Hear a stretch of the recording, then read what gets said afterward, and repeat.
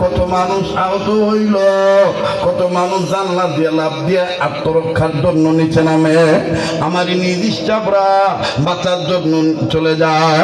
আমাকেও বলে উস্তাদ নামেন, আমি ভেবেছি আমার কিছু হয় রে, কিন্তু হুজুর যেই পাটা দিয়া মায়ের লাথি মারছিলাম আমি নজর করে দেখি পাটা কার সাথে যেন আটকায় গেছে। হুজুর ভালো করে নজর করে দেখি বাসের সিট কেটে আমার এই ডান পায়ের হাঁটুর নিচের সাদা গুপ্ত সাদা হাড্ডি ভেদ করে আমার এই পাটার মধ্যে লেগে আছে। টান দিলে আসে না, লোকেরা ডাক দিয়ে উস্তাদ পা টানাটানি করবেন না, অবস্থা ভালো না, নিচে রক্তের স্রোত বয়ে যায়, মনে হয় শীত কাটা ছাড়া এই পা বাইর করা যাবে না। হুজুরের পরে কি হয়েছে আমি বলতে পারবো না। হুজুর আমার সদর হাসপাতালে নিয়ে গিয়েছিল নাকি, সদর হাসপাতাল কর্তৃপক্ষ জব দিয়ে বলতে পারবো না আমরা, ঢাকা নিয়ে যাও। হুজুর ঢাকা না হয়েছিল, ঢাকা মেডিকেল বোর্ড কর্তৃপক্ষ আমার শত চেষ্টা করছি পাটা রাখার জন্য, কিন্তু হুজুর আল্লাহ না রাখলে কেউ কি রাখতে পারবে। হুজুর এই পাটা কাটতে ডাক্তাররা বাধ্য হয়েছে। হুজুর আমার জ্ঞান ফিরার পর ভালো মন্দ অনুভব করার পর আমি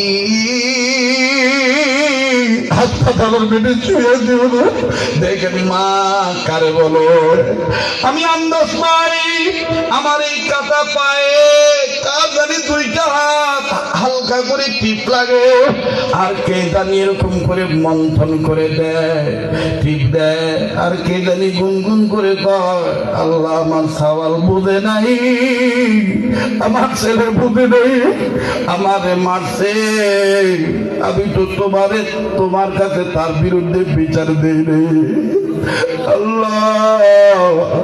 আমার এই ছেলে যদি মরে যায় আমার রেখে মা কইয়া ডাক দিবি,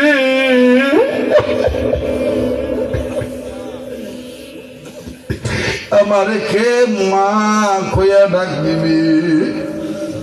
হুজুর আমি তখন বুঝতে পারছি এটা আমার পাগলিনী মা ছাড়া কেউ না।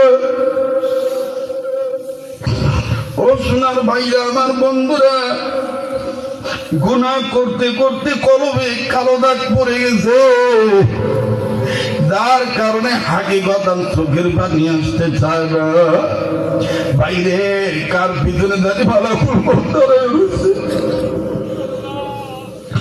আল্লাহর কসম করে বলি, আর এসব নামাজের আগে মা আমারে ফোন দিয়ে বাবা তোমার কিসের অভাব, এইভাবে টলার পাড়ি দিয়ে কুয়াশার মধ্যে ঠান্ডার মধ্যে চরণ চলে যাওয়া লাগবে।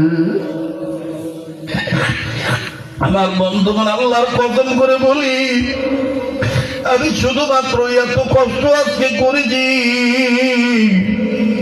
ছোটবেলায় যাদের সব দেখে আল্লাহকে চিনেছি, যেই বুজুর্গদের সহতে ছিলাম, এই বড়দের সহতে থাকবো, বড়দের চেহারাটার নজর আমার দিকে পড়বে, যার দ্বারা আমার আল্লাহ আমার মাফ করিয়া দিবে।